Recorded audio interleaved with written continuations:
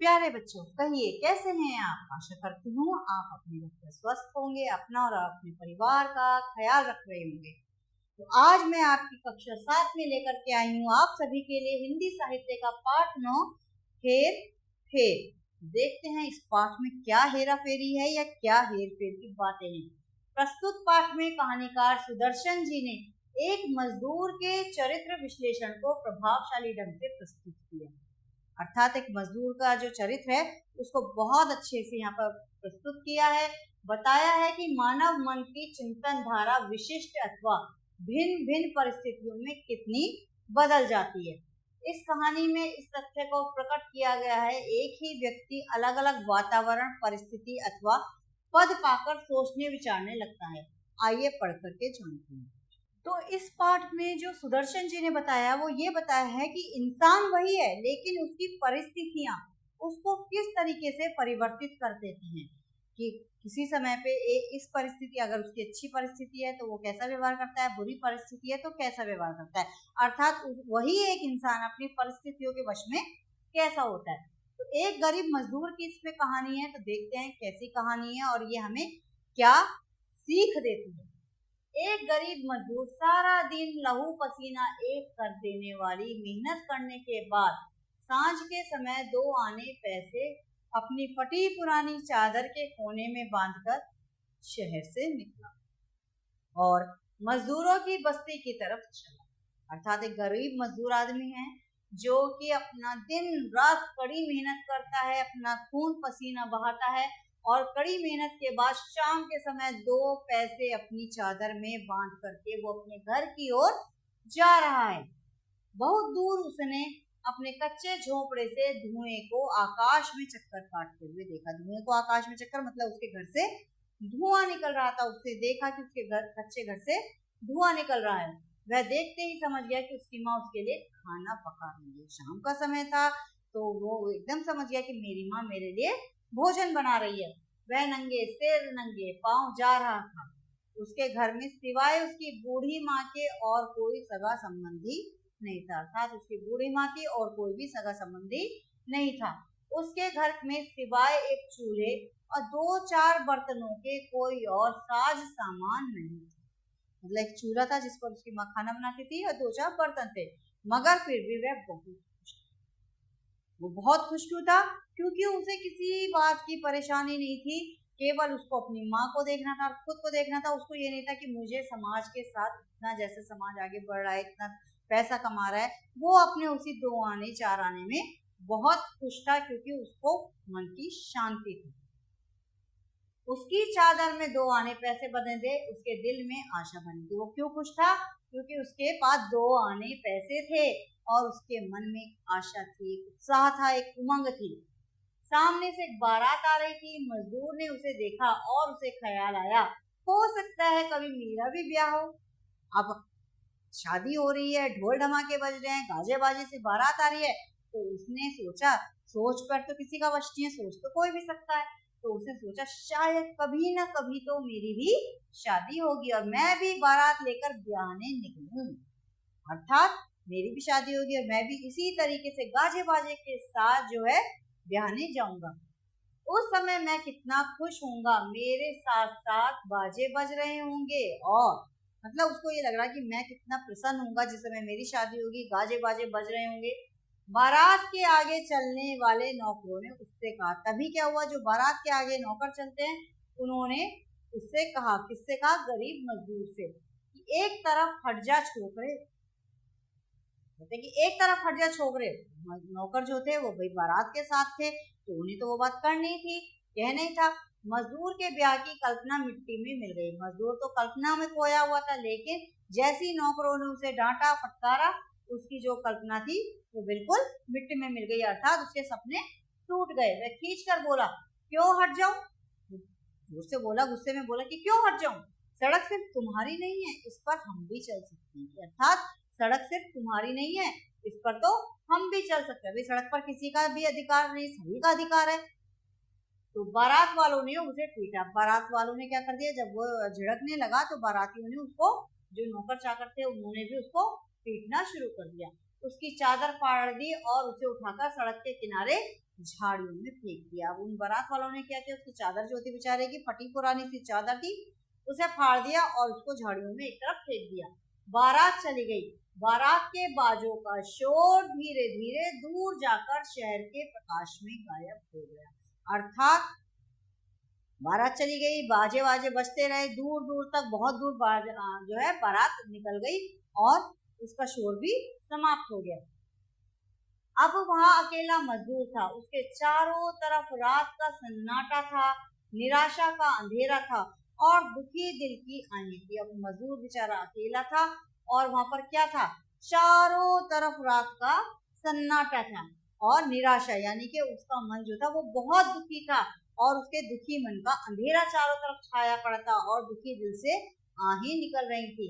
वह घुटनों के बल धरती पर बैठ गया, मतलब वो घुटनों के बल धरती पर बैठ गया और अपनी सजल आंखें आकाश की ओर उठा करके बोला, मतलब जल भरी आंखें रोते हुए वो आकाश की ओर देख करके बोला, हे प्रभु, हमारे पास न धन दौलत है, न महल, न अटारियां, न नौकर, न चाकर। बोला कि हे ईश्वर, मेरे पास ना तो धन दौलत है, नौकर भी नहीं है। अटारियां बेटा जो छत के ऊपर बना हुआ एक छोटा सा कमरा होता है उसको अटारी बोलते हैं, और ना ही नौकर चाकर। फिर तूने हमें पैदा ही क्यों किया था जब हमारे पास कुछ है ही नहीं? तो हे ईश्वर, तू हमें इस धरती पर क्यों लाया? क्या सिर्फ इसलिए कि अमीरों के नौकर आए और हमें मार पीट कर सड़क के किनारे फेंक दे? वो बेचारा बहुत दुखी हुआ और उसने मन ही मन सोचा कि केवल इसलिए हमें इस धरती पर भेजा है कि अमीर लोग आए अपने नौकरों से पिटवाएं और हमें झाड़ियों में फेंकवा दें। हम क्या इंसान नहीं है? आखिर दुनिया को हमारी क्या जरूरत है?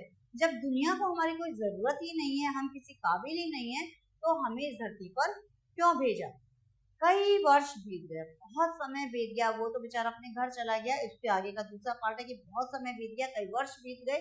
मजदूर ने जी जान से काम किया, दिन का आराम बेचा और रात की नींद बेची। अब मजदूर ने दिन रात काम किया, उसे एक बात लग गई कि ये अमीर लोग जो हैं वो गरीब लोगों को क्या समझते हैं। अब उसने सोचा कि मुझे पैसा कमाना चाहिए और उसने पैसा कमाने के लिए दिन का आराम बेच दिया और रात की नींद बेच दी। उसने बिल्कुल आराम करना छोड़ दिया। शतरंज की चालें चली, छल कपट धोखे से धन पाया और धनी बन गया। अब उसने क्या किया, अच्छे बुरे सारे काम। शतरंज की चालें चलना मतलब बुरे कामों को अंजाम देना, दूसरों को धोखा दे करके कार्य करना। छल कपट धोखे से उसने पैसा तो कमाया और धनवान बन गया। अब वह मजदूर नहीं था, अपने नगर का नामी रईस था, मतलब जाना पहचाना रईस था, अमीर था। उसके संदूकों में रुपए और मोहरे थी। रुपए और मोहरे मतलब सोने के सिक्के थे। उसके रहने के लिए एक विशाल महल था, उसकी सेवा करने को दास दासियां थी, उसकी सवारी को घोड़े और पालकियां थी, मतलब घोड़े और पालकियां, नौकर चाकर सब कुछ था, रहने को महल था और धन दौलत की कोई कमी नहीं थी। लोग उसके सामने सिर झुका करके आते थे। लोग उसके सामने क्या करते थे? सिर झुका करके आते थे। एक दिन सांझ के समय वह पालकी पर सवार अपने घर लौट रहा था। एक दिन क्या हुआ, शाम को पालकी, पहले बेटा या तो रथ होते थे, घोड़े होते थे, अब पालकियां होती थी, डोलियां जिनको बोलते थे, तो उसी के अंदर लोग बैठ करके आते थे। तो वो अपने घर लौट रहा था कि एकाएक उसकी पालकी रुक गई। अब जो मजदूर उसकी पालकी उठा करके ला रहे थे वो लोग रुक गए। उसने पूछा क्या है उसने अंदर, क्योंकि वो पर्दे पड़े रहते हैं पालकी में, तो उसने अंदर से पूछा भाई क्या है? तो नौकर बोलता है सरकार, मजदूरों की बारात आ रही है। उसने क्या कहा कि नौकर ने कि मजदूरों की बारात आ रही है। तो उस धनी ने, अब तो वो मजदूर धनी बन गया था, तो उसने कहा उन्हें कहो एक और हट जाए। उसने कहा कि एक और हट जाए। अब जो है वो मजदूर अमीर बन गया। तो यही परिवर्तन लेखक ने दिखाया है कि जब वो गरीब था उसके मन में क्या था थी बात, और अब वो अमीर हो गया है तो उसके मन में कितना परिवर्तन आ गया, उसका मन कैसा हो गया। तो नौकर भी कहते हैं सड़क सिर्फ तुम्हारे लिए नहीं है, इस पर हम भी चल सकते हैं। तो नौकर कहता है हमने उन्हें हटाने की कोशिश की, तो वो कहते हैं कि सड़क सिर्फ तुम्हारी नहीं है, इस पर हम भी चल सकते हैं। तो धनी आदमी कहता है पाजियों को डंडे मारकर भगा दो। पाजियों मतलब उन लोगों को, जितने भी लोग थे उनको डंडे मारो और भगा दो। ये हमारा रास्ता क्यों रोकते हैं? ये हमारा रास्ता क्यों रोक रहे हैं? डंडे बरसने लगे, मजदूर चीखे मारते हुए इधर उधर भागने लगे। अब उस धनी आदमी के नौकरों ने भी क्या किया, किसी समय में उसके ऊपर डंडे बरसे थे, अब उसने डंडे बरसाने शुरू कर दिए। मतलब कि उसके मन से वो भाव ही मिट गया कि जिस समय उसको डंडे मारे जा रहे थे तो वो कितना बेहवल हो गया था, कितना परेशान। अब वो चीज उसके मन से समाप्त हो गई थी। अब उसको यही था कि धनी लोग ऐसा ही करते हैं, मैं भी अब धनी हो गया हूँ तो मैं भी ऐसा ही करूंगा। मजदूर चीखे मारते हुए इधर उधर भागने लगे। थोड़ी देर में वहां एक भी मजदूर नहीं था, मगर उनकी चीखों से अमीर पालकी सवार का दिमाग खराब हो गया। अर्थात जो पालकी में सवार था उसका दिमाग खराब हो गया। उसने कहा मुझे पालकी से उतार दो, मैं आराम करूंगा। अब उसकी चीखों से जो सारा वातावरण था वो गूंज रहा था, तो अमीर को जरा परेशानी होने लगी। उसने कहा मुझे यहीं पर उतार दो, मैं रेस्ट करूंगा। नौकरों ने सड़क के किनारे गलीचे बिछा दिया। वो इतना अमीर था कि सड़क के किनारे नौकरों ने क्या किया, गलीचे मतलब कालीन बिछा दिए और अपने मालिक को आराम से बिठा दिया। और उसे ऐसा मालूम हुआ जैसे वह यहाँ कभी पहले भी बैठ चुका है। वो उसी स्थान पर बैठा था जहाँ पर उसे डंडे मार करके झाड़ियों में फेंक दिया था, और वो घुटनों के बल उस स्थान पर बैठा था। तो उसका ऐसा महसूस हुआ कि यहाँ मैं पहले भी आ चुका हूँ, मैं यहाँ पर बैठ चुका हूँ। शायद कई वर्ष पहले, शायद किसी पिछले जन्म में उसे ऐसा मालूम हुआ कि शायद मैं पिछले जन्म में ऐसा यहाँ पर बैठ चुका हूँ। इस समय उसका शरीर अपनी पोशाक में गर्म था। उसका शरीर सर्दियों के दिन होंगे तो अपनी पोशाक में गर्म था। उसके सामने उसके नौकर हाथ बांधे हुए खड़े थे। उसके नौकर जो थे उसके सामने हाथ बांधे हुए खड़े थे। और शहर में उसके राजसी महल का द्वार उसके लिए खुला था। और शहर में जो है उसका जो है राजसी महल के द्वार उसके लिए खड़े थे, और वो गरमाई का आनंद ले रहा था। वह नरम गलीचे पर पालथी मारकर बैठ गया और अपनी आंखें आकाश की ओर उठाकर बोला, हे प्रभु, इन अभागे मजदूरों के पास न धन दौलत है, न महल अटारिया, न नौकर चाकर, फिर तूने इन्हें क्यों पैदा किया? कहा तो एक समय पहले उसने अपने लिए इन शब्दों का प्रयोग किया था, और वही शब्द अब वो दूसरे मजदूरों के लिए प्रयोग कर रहा है। क्या सिर्फ इसलिए कि ये हम लोगों के रास्ते में आ खड़े हों? अब यहाँ पर परिवर्तन क्या होता है कि उसकी सोच बदल गई है कि इन्हें केवल इसलिए खड़ा किया है, इसलिए पैदा किया है कि लोग हमारे रास्ते में आकर के खड़े हो जाएं और हमारा रास्ता रोकें और हमारा समय नष्ट करें। आखिर दुनिया को इनकी क्या जरूरत है? वो क्या कहता है कि कहा तो वो ईश्वर से ही प्रार्थना कर रहा था कि हे ईश्वर, हमें क्यों पैदा किया जब हम किसी काम के नहीं है, ना हमारे पास धन दौलत महल अटारी कुछ भी नहीं है, तो हमें क्यों पैदा किया? और कहा वही बात वो दूसरे मजदूरों के लिए बोल रहा है जब वो खुद अमीर हो गया है। और दूसरा शब्द क्या बोलता है, दूसरा वाक्य बोलता है कि ये लोग हमारा रास्ता रोके, तूने इसलिए इन्हें यहाँ पर भेजा है, तो दुनिया को इनकी क्या जरूरत है? तो सुदर्शन जी ने बड़े ही मार्मिकता के साथ इस पाठ का वर्णन किया है कि इंसान किस तरीके से अपने अंदर परिवर्तन लाता है। एक समय ऐसा था वो उस विषय में नहीं सोचता कि कभी मेरे साथ भी ऐसा हुआ था। तो आइए इस पाठ से संबंधित हम OMR शीट पर अपना कार्य करेंगे। तो देखते हैं हमारी शीट पर हमसे क्या प्रश्न पूछे जा रहे हैं। जो पहला प्रश्न अभी हम देखते हैं, हम क्या करेंगे इसमें प्रश्न में। पहला प्रश्न हमारा है, मजदूर को रास्ते में क्या मिला था? जुलूस, बारात, राजा की सवारी या भेड़ों का झुंड? तो हम जाएंगे बी ऑप्शन के साथ, जो है बारात। मजदूर को रास्ते में बारात मिली थी। नए रईस ने मजदूरों की बारात देखकर अपने नौकरों से क्या कहा? तो नए रईस ने क्या कहा था कि उन्हें पहले गुजर जाने दो, उन्हें रुक जाने को कहो, उन्हें कुछ खिलाओ पिलाओ या डंडे मारकर भगा दो। तो उसने कहा था डंडे मारकर भगा दो। तो यहाँ पर हम जाएंगे डी ऑप्शन के साथ।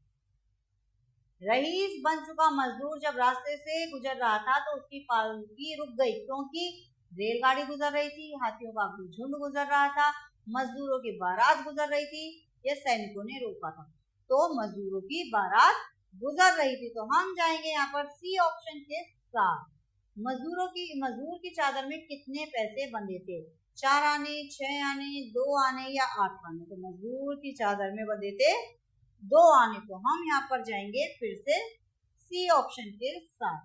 तो ये हुआ हमारा, तो ये है अब हमारा दूसरा अभ्यास, रिक्त स्थानों की पूर्ति कीजिए। तो इसमें सबसे पहला है, वह गलीचे पर मारकर बैठ गया। वह गलीचे यानी के कालीन पर बैठा था। तो कैसे कालीन पर बैठा था? नरम गलीचे पर। कैसे बैठा था? पालती मारकर बैठ गया। कभी मेरा भी ब्याह हो और मैं भी बारात लेकर ब्याहने निकलूं। मजदूर के ब्याह की कल्पना मिट्टी में मिल गई। बारात के बाजों का शोर धीरे धीरे दूर जाकर शहर के प्रकाश में गायब हो गया। मजदूर चीखे मारते इधर उधर भागने लगे। अब आते हैं हम अति लघु उत्तरीय प्रश्नों पर। तो देखते हैं प्रश्न हमसे क्या उत्तर चाहते हैं। बारात वालों ने मजदूर के साथ कैसा व्यवहार किया? बारात वालों ने मजदूर के साथ बहुत बुरा व्यवहार किया। उन्होंने उसे मार करके उसकी चादर फाड़ दी और उसे झाड़ियों में फेंक दिया। मजदूर ने अमीर बनने के लिए क्या किया? मजदूर ने अमीर बनने के लिए अपने नींद त्याग दी, अपना सब कुछ छोड़ दिया, शतरंज की चालें चली और छल कपट से उसने धन कमाया। इस कहानी से लेखक क्या बताना चाहते हैं?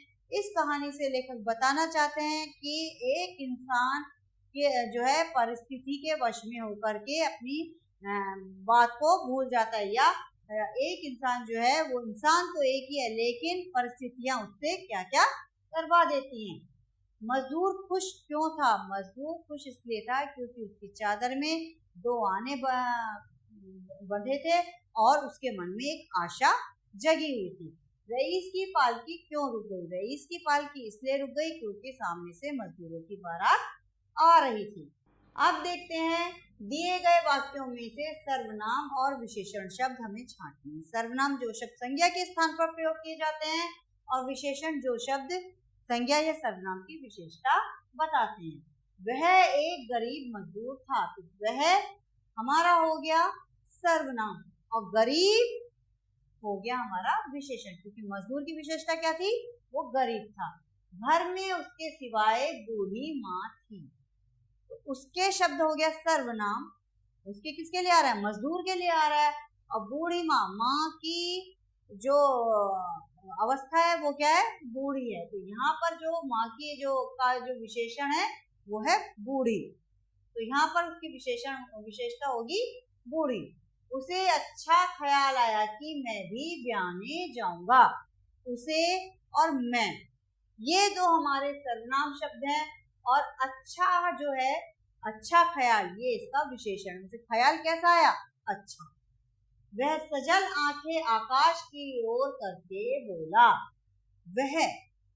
वह यहाँ पर हो गया सर्वनाम और आंखें कैसी है? सजल यानी जल से युक्त है। मुझे सुंदर पालकी से उतार दो। मुझे शब्द हो गया सर्वनाम और पालकी कैसी है? पालकी की विशेषता है कि वो सुंदर है। वह नरम गलीचे पर पालती मारकर बैठ गया। वह सर्वनाम और नरम जो है वो हो गया आपका विशेषण। निम्नलिखित मुहावरों का अर्थ लिखते हुए अपने वाक्य में प्रयोग कीजिए। आपको वाक्य स्वयं बनाने हैं और जो अर्थ है वो मैं आपको बता देती हूँ। जी जान से काम करना अर्थात कड़ी मेहनत करना, वाक्य आप स्वयं बनाएंगे। दिमाग खराब होना। अब आते हैं हम अपने दूसरे अभ्यास पर, वो है हमारा मुहावरे, अर्थात हमें मुहावरों का अर्थ लिखना है और उनको वाक्य में भी प्रयोग करना है। तो वाक्य में प्रयोग आप स्वयं करके देखिएगा। अर्थ मैं आपको बताती हूँ। जी जान से काम करना अर्थात एकाग्र चित्त मन से काम करना। दिमाग खराब होना अर्थात अहंकारी होना। अहंकार में आकर के जब हम कोई भी कार्य करते हैं तो वहां पर जब कभी हमें बहुत क्रोध आ जाता है तो इसका अर्थ होगा यहाँ पर अहंकारी होना। हाथ बांधे खड़े रहना अर्थात किसी भी बात पर ध्यान नहीं देना। समय नष्ट करना अर्थात समय को बर्बाद करना। लहू पसीना एक करना अर्थात कड़ी मेहनत करना। आइए अब देखते हैं कि दिए गए शब्दों से विशेषण बनाइए। कुछ शब्द आपको दिए गए हैं, इन शब्दों से आपको विशेषण शब्दों को बनाना है। जैसे धन, धन क्या है? धन से क्या शब्द बनेगा? धनिक या धनवान। कपट, कपटी। गुण, गुणी। छल, छलावा। राज, राजसी। ये सारे शब्द हमारे शब्दों से बने हुए विशेषण शब्द हैं। आइए अब देखते हैं कि यहाँ पर उदाहरण देखते हैं कि सामने से एक बारात आ रही है, मजदूर ने उसे देखा। अब सामने से आती हुई बारात को मजदूर ने देखा। अब इन वाक्यों को हमें किस प्रकार से लिखना है? जैसे सामने से एक बारात आ रही थी, मजदूर ने उसे देखा, ये 2 वाक्य हो गए। अब हमें इसी को एक ही वाक्य में परिवर्तित करके लिखना है। जैसे सामने से मजदूर जा रहे थे, धनी व्यक्ति ने उसे देखा। सामने से जाते हुए मजदूरों को धनी व्यक्ति ने देखा। पीछे से लोग चुगली कर रहे थे, मैंने उन्हें ऐसा करते सुना। मैंने लोगों को पीछे से चुगली करते हुए सुना। बच्चे विद्यालय में पढ़ रहे थे, अध्यापक ने उन्हें देखा। विद्यालय में पढ़ते हुए बच्चों को अध्यापक ने देखा। तो यहाँ पर हमारा आज का ये पाठ समाप्त होता है। अगली कक्षा में मैं नए पाठ के साथ आपके सामने फिर आऊंगी। तब तक के लिए टाटा बाय बाय।